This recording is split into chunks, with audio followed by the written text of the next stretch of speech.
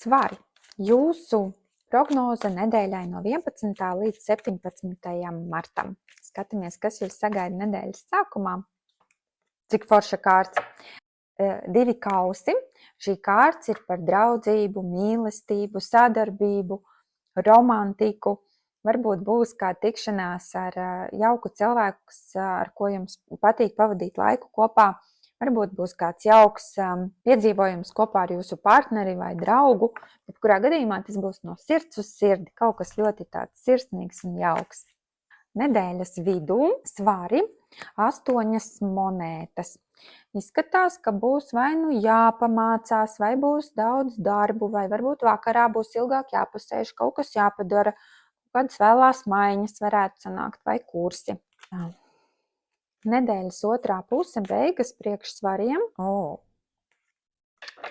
Fortūnas rats. Tad jums būs kaut kāds jauks notikums, varbūt pat liktenīgs, kas liks jums justies, ka jūs esat beidzot kaut kas sāk notikt, tāds foršs, pozitīvs, jauks. Varbūt jums pat liksies tiešām kaut kāds tur likteņa pirksts ir nostrādājis. Kāds nopietns, svarīgs notikums jūsu dzīvē gaidā. Gatavojamies, lai jums forša nedēļa ir.